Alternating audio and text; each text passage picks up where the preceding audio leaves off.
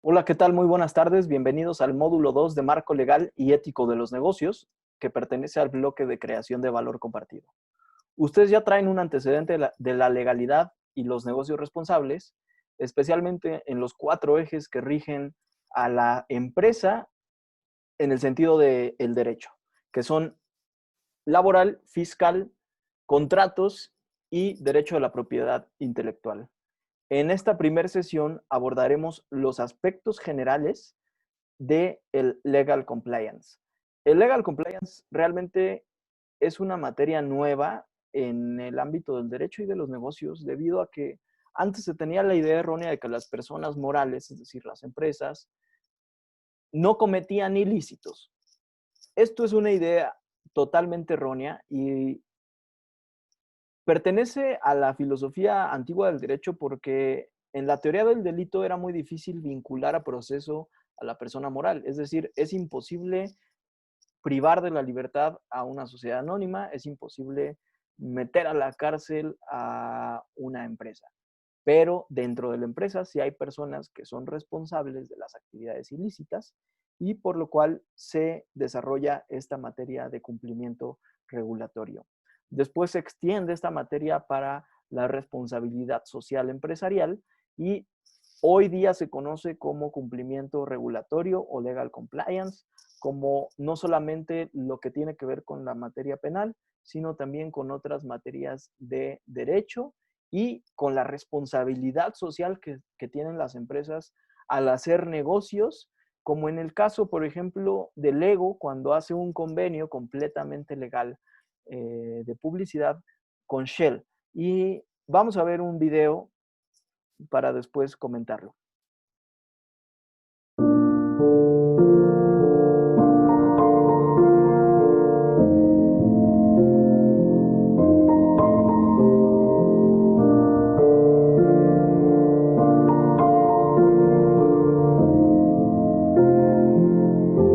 Everything is awesome. Everything is cool when you're part of a team. Everything is awesome when you're living on a dream. Everything is better when we stick together. Side by side, you and I gonna win forever. Let's party forever. We're the same, I'm like you, you're like me. We're all working in harmony. Everything is awesome. Everything is cool when you're part of a team. Everything is awesome when you're living on a dream. Everything is awesome when you're living on a dream.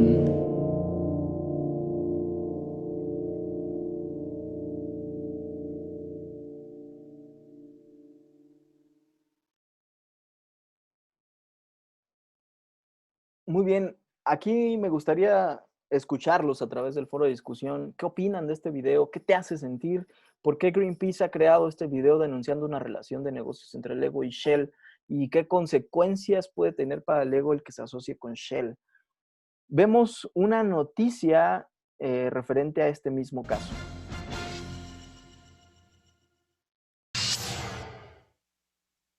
¿Qué tal, amigos televidentes? Bienvenidos a la sección de ecología. La organización ecologista Greenpeace bloqueó la semana pasada con muñecos Lego una estación de servicios de Shell en Buenos Aires en protesta por el acuerdo entre la empresa de juguetes y la petrolera anglo-holandesa, a la que acusan de destruir el Ártico. Esto lo informó Greenpeace Argentina en un comunicado. 4 muñecos con carteles y ladrillos gigantes impidieron el acceso a una de las gasolineras de Shell en la capital argentina, ya que Lego está siendo utilizada para limpiar la imagen de Shell, responsable de poner en riesgo un ecosistema vital como lo es el Ártico por sus planes de extracción de crudo, según un comunicado. La protesta se realizó en el marco de una campaña global de la organización ecologista que busca desarmar el acuerdo comercial entre la popular marca de juguetes y la petrolera, que permitió que se vendieran millones de muñecos con el logotipo de la gasolinera. Aunque Lego dice que quiere dejarle a los niños un mundo mejor desde el 2012, está asociado con Shell, uno de los mayores contaminadores en el planeta que ahora amenaza el Ártico. Esto lo explica Mauro Fernández, coordinador de la campaña de clima y energía de Greenpeace en Argentina. El mejor compromiso de Lego con los niños es desarmar definitivamente este acuerdo con la gasolinera y actuar más responsablemente en la construcción de sus alianzas comerciales, añade. Además, Greenpeace presentó una segunda entrega del video de la campaña en la que ilustran la destrucción del Ártico con muñecos y bloques de construcción de esta marca de juguetes. La campaña mundial cuenta ya con la adhesión de más de 700.000 personas que firmaron como defensores del Ártico para impulsar la creación de un santuario en el área.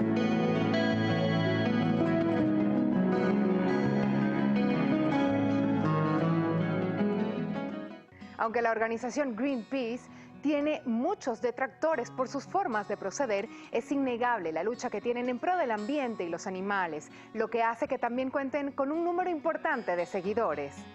Hasta aquí la nota verde por el día de hoy. Los invito a que nos sintonicen mañana nuevamente. Soy Karen Vitón, hasta la próxima.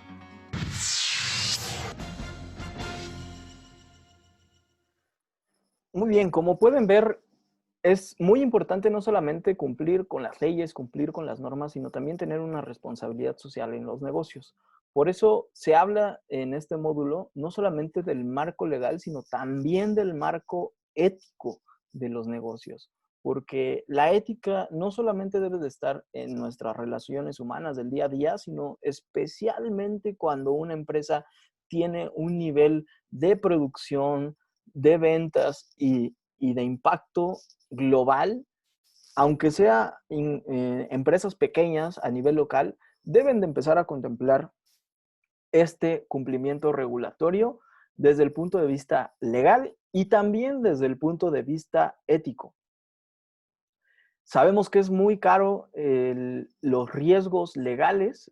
¿Por qué? Porque la materia legal contempla que se cumplan ciertas normas o muchas normas, dependiendo del país en el que se desarrollen, pero además sumémosle, como en el caso de Lego y Shell, las consecuencias que puede tener acuerdos completamente legales, pero que tienen una finalidad de ir más allá de las ventas, es decir, donde no se piensa o no se tiene contemplado los riesgos que pueda tener un convenio, los riesgos que pueda tener un contrato.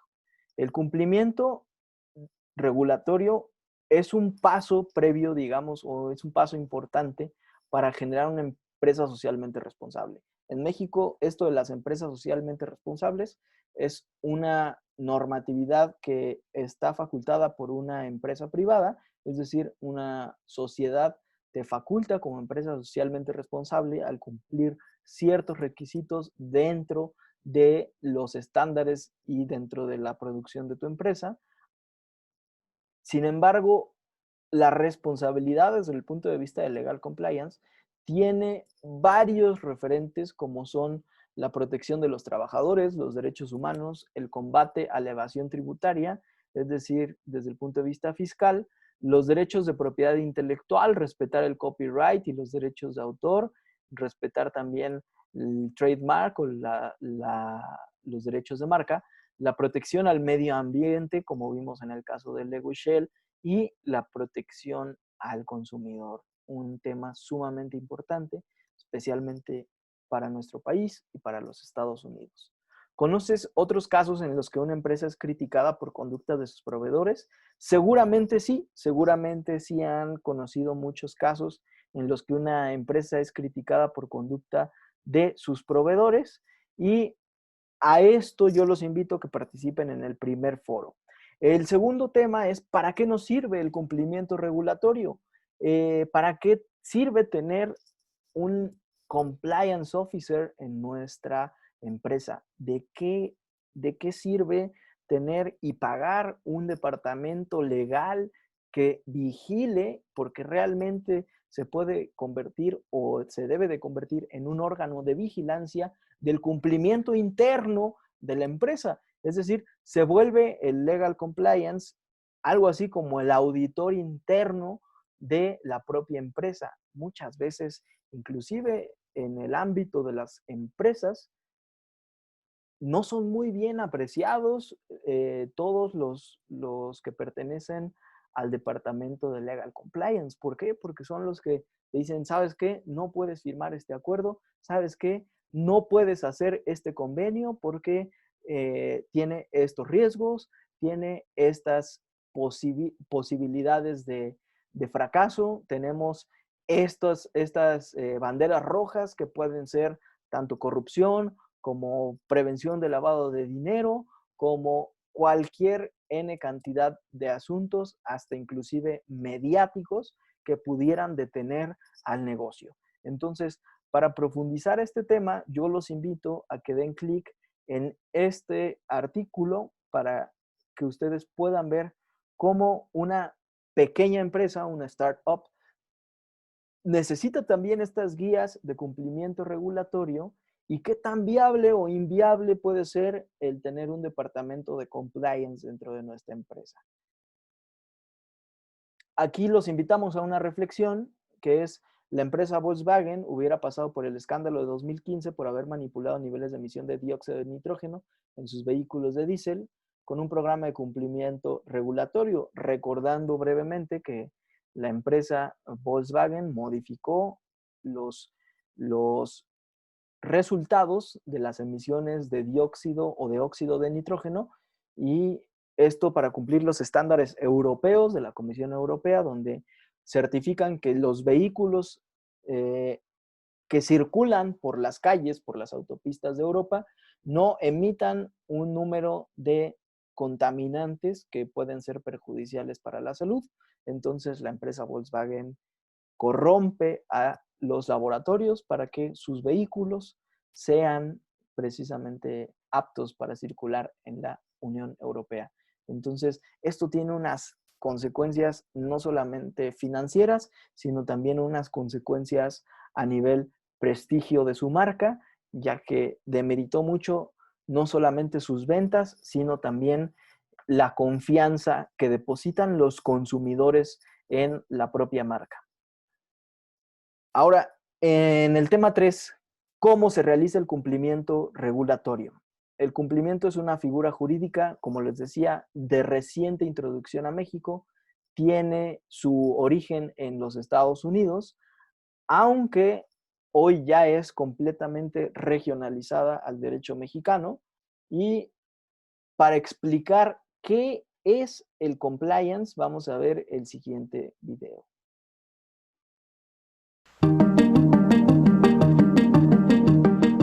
El término anglosajón compliant significa cumplimiento normativo. Consiste en la elaboración de planes que incluyen las políticas y procedimientos adecuados para prevenir la comisión de infracciones en el seno de una organización. Estamos hablando no solamente de normas penales, sino también de normativa administrativa, civil, laboral, mercantil. Para desarrollar un plan de cumplimiento normativo se realizan básicamente las siguientes tareas. En primer lugar, hay que elaborar un documento denominado estructura organizativa, en el que se describe de forma gráfica y precisa la organización de la empresa, asignando la identificación y responsabilidades de cada órgano y detallando las funciones a realizar por cada trabajador, así como la de los órganos de dirección.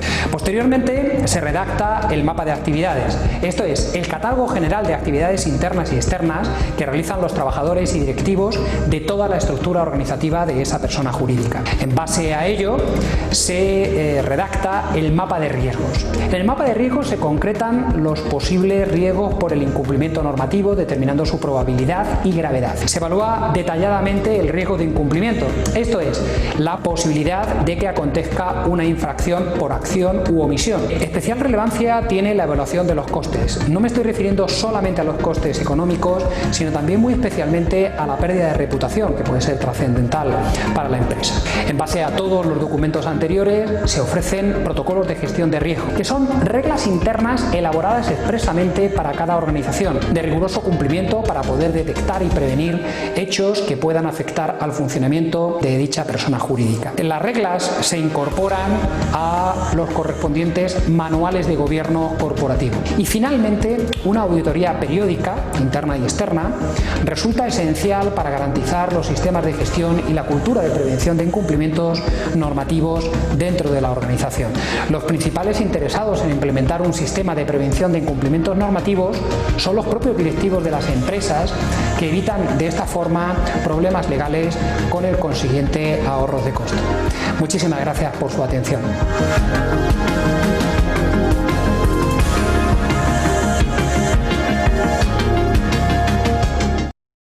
Bueno, como ya lo vieron, el tener un programa de cumplimiento regulatorio o cumplimiento normativo en las empresas realmente ahorra costos para la propia empresa porque previene riesgos. Ese es el principal objetivo de cumplir con todos estos documentos que están planteados para el cumplimiento normativo, y es ahorrarle costos a la empresa. ¿Por qué? Porque previene riesgos. Principalmente son riesgos legales, es decir, evitar que tu empresa se vaya a juicios, evitar que tu empresa se vaya a procesos legales donde haya que contratar abogados, donde haya que contratar una serie de profesionistas que te ayuden a salir de un problema que pudo ser evitado si se tiene un plan de compliance.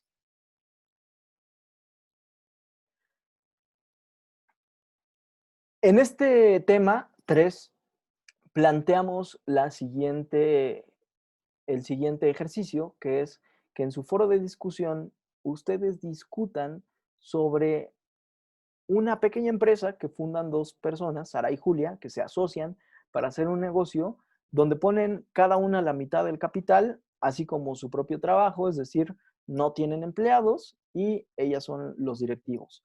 La empresa se dedica a fumigar y una cumple con las funciones de administradora y la otra con las funciones de contadora.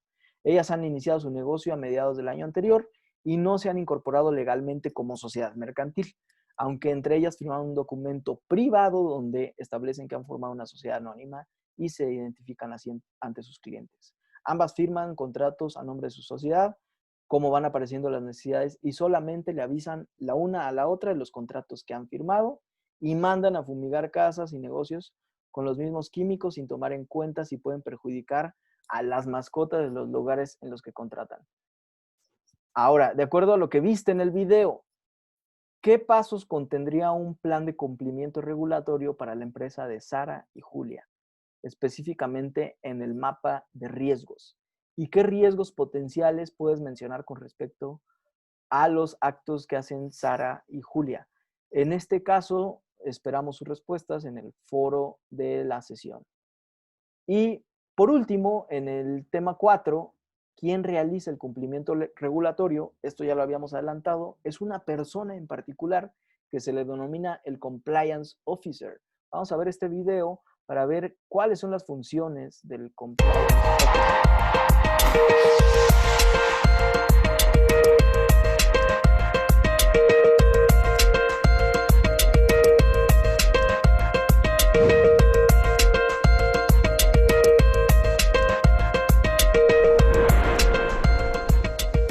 Los compromisos que adoptan las empresas sobre el cumplimiento de las normas deberían venir soportados por medidas organizativas que permitan alcanzarlos.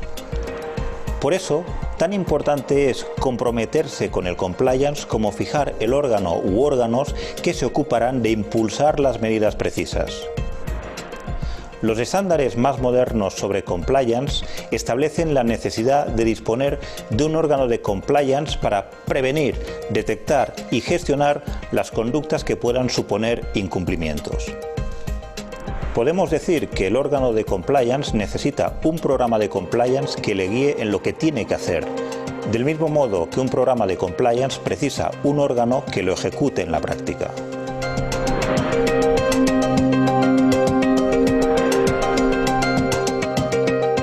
En el capítulo primero de esta serie expliqué que existen diferentes niveles de compliance, desde los modelos que se proyectan sobre un área o bloque específico de obligaciones hasta los que coordinan varios de ellos o incluso su conjunto, denominados superestructuras de compliance. Tanto los modelos específicos como las superestructuras de compliance deben disponer de órganos que permitan operarlos adecuadamente. Como explicaré en el capítulo 4 de esta serie, es importante que el órgano de compliance esté dotado de autonomía e independencia suficientes para operar adecuadamente el programa de compliance que tenga asignado. Para que un modelo de compliance sea eficaz, debe estar integrado en la operativa normal de la organización y sus procesos de negocio. La función de compliance precisa interactuar con otras funciones de la empresa. De ahí la importancia de tener esto en cuenta durante el diseño y posterior operación del modelo. A continuación, te expondré algunas áreas o funciones sinérgicas con las que vincular compliance.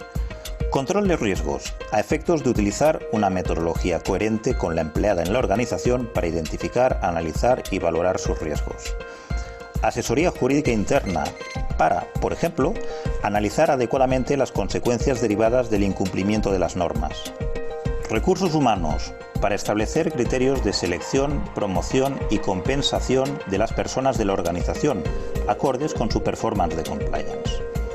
Organización, para incorporar las obligaciones de compliance en los procesos y procedimientos de negocio, o para gestionar adecuadamente el árbol de políticas de la organización, por ejemplo. Comunicación, con el fin de consensuar los mensajes vinculados con noticias de compliance que se difunden dentro y fuera de la organización. Auditoría interna, para poder verificar y asegurar los procesos de compliance del mismo modo que se verifican y aseguran el resto de procesos de la organización. Estas y otras áreas y funciones contribuyen de manera importante a una función de compliance fuerte.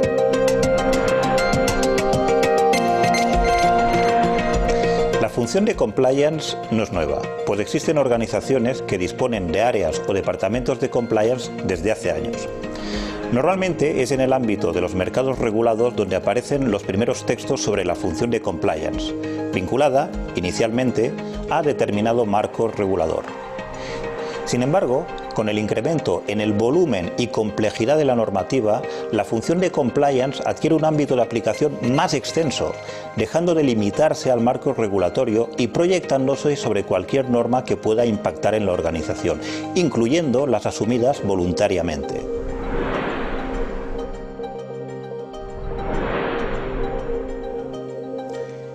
Explicaré a continuación algunos aspectos importantes para configurar una función de compliance alineada con las expectativas modernas.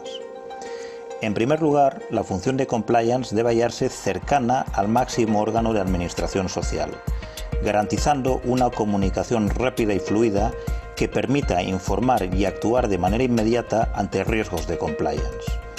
Por otra parte, esta cercanía es la que, adecuadamente articulada, brinda la autonomía e independencia que comentaré en el capítulo 4 de esta serie. Cuando existen comisiones delegadas del órgano de administración social, es posible que, por motivo de especialidad, la función de compliance se halle vinculada funcionalmente a alguna de ellas. Algunos de los cometidos más destacables de la función de compliance tienen que ver con lo siguiente. Obligaciones de compliance. Identificarlas, actualizarlas, difundirlas, asignar responsabilidades a las personas en cuanto a ellas, integrarlas en los procesos y procedimientos normales de negocio. Riesgos de compliance. Identificarlos y valorarlos, así como identificar y valorar los controles para su prevención, detección y gestión. Hablaré más de ello en el capítulo 7 de esta serie. Formación y concienciación, utilizando los recursos para fijar ciclos formativos y campañas de concienciación sobre las materias de compliance. En el capítulo 9 de esta serie explicaré las capacidades de compliance en este ámbito.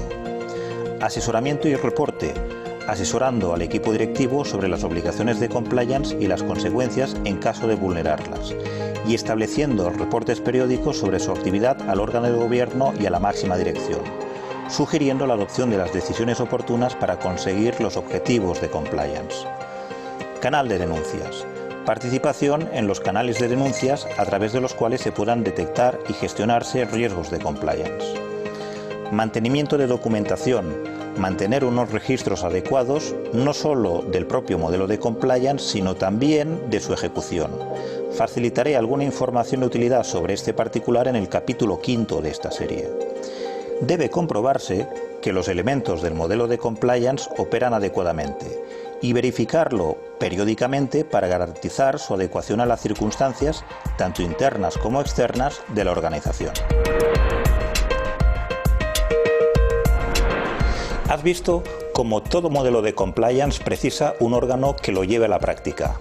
En algunas ocasiones, la naturaleza y composición de este órgano viene fijado por la normativa de aplicación. Con independencia de ello, existen estándares tanto internacionales como nacionales que contienen buenas prácticas en cuanto a la función de compliance. Son estándares modernos que han visto la luz en los últimos años. En el capítulo siguiente hablaré de la importancia capital que tiene para la función de compliance disfrutar de autonomía e independencia suficientes.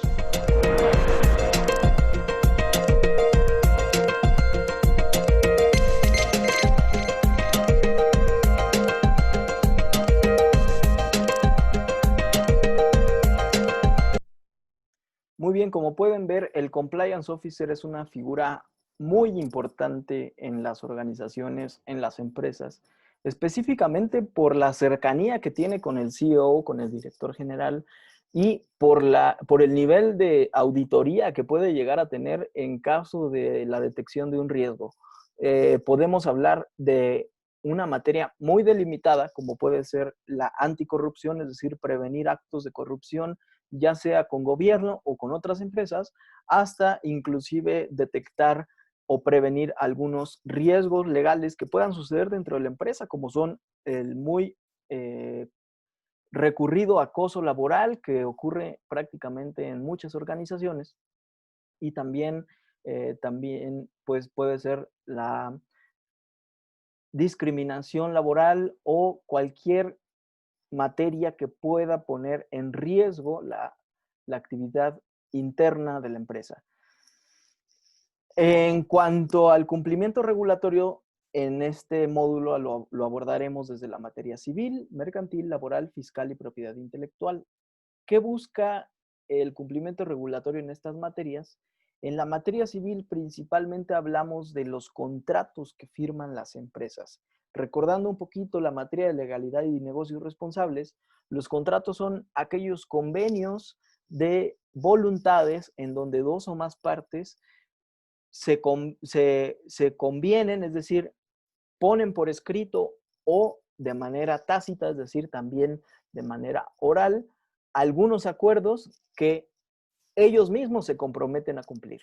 Entonces tenemos tanto contratos orales como contratos escritos. Ambos, desde el punto de vista legal, son completamente válidos. Sin embargo, la figura de legal compliance precisamente será prevenir el riesgo que tienen los contratos orales. ¿Por qué? Porque los contratos orales, como su nombre lo dice, están expresados de manera oral, es decir, las palabras se las lleva el viento, por lo que es muy difícil comprobar a lo que se comprometió cada una de esas partes. El compliance officer se encargaría de poner por escrito que la cultura de la legalidad en nuestra empresa sea a través de contratos por escritos, revisados y aprobados por el Departamento de Cumplimiento Regulatorio. Es decir, en una empresa que se tiene un departamento de cumplimiento, un departamento de compliance, no se aceptan los contratos orales. Aunque legalmente sí son válidos, no se aceptan por la sencilla razón de que los contratos orales son muy difíciles de probar en un juicio.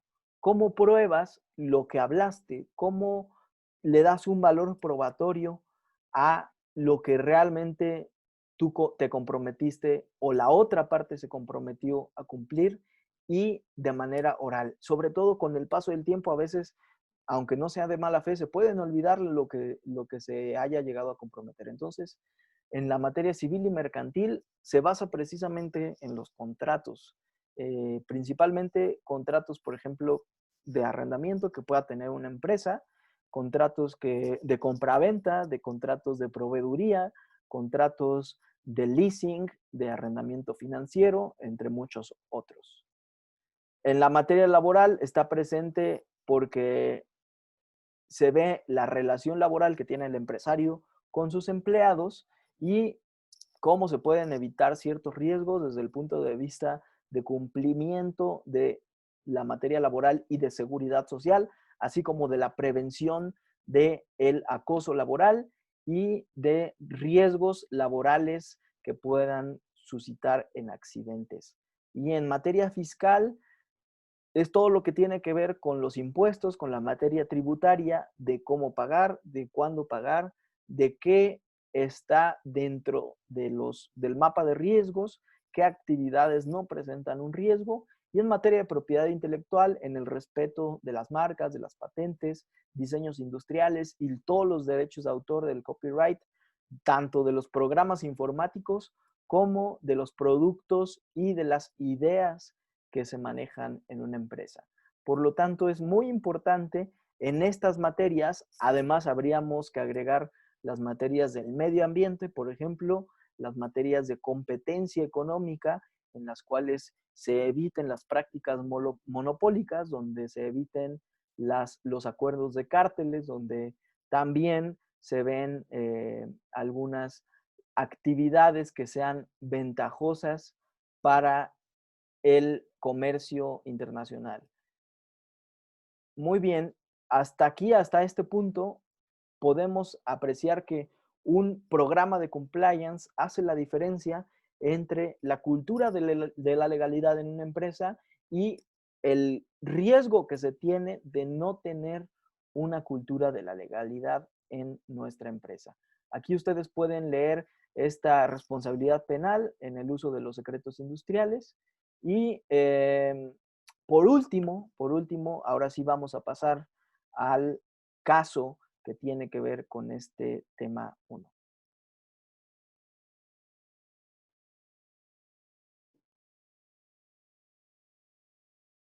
Muy bien. El caso, ustedes lo tienen que leer, es un caso de comercio internacional en el cual una sociedad anónima hace un pedido a una empresa, a un proveedor que tiene la sede en Hong Kong, en el cual se establece una serie de convenios como la cantidad, como el Incoterm, que es recordando un poco, es el International Commercial Term, así como otros términos y condiciones, pero todo esto se mantiene en un contrato que es como lo acostumbran los asiáticos, un contrato oral. En la cultura asiática, así como en la latinoamericana, acostumbramos a no firmar contratos por escrito. Sin embargo, pues los negocios se llevan a cabo a pesar de todo esto. El riesgo cabe en cuando ocurre algo inesperado que no se platicó, algo que sucede, que no se estableció de manera oral, o que si se estableció de manera oral, no es muy claro definir la responsabilidad de una parte o de otra. Entonces, en este sentido, yo los invito a que lean detenidamente el caso y respondan las siguientes preguntas. Es muy importante que estas preguntas las dialoguen, las reflexionen en equipo y posteriormente hagan su documento y lo suban a su plataforma. Hasta aquí mi intervención por la primera sesión. Sigo en contacto con ustedes a través del correo electrónico y de los mensajes instantáneos, así como de la plataforma de Canvas. Quedo a sus órdenes para cualquier duda. Les sugiero que revisen sus apuntes de legalidad y negocios responsables. Si es que tienen alguna duda general, si tienen dudas particulares, estoy a su disposición. Muchas gracias y hasta luego.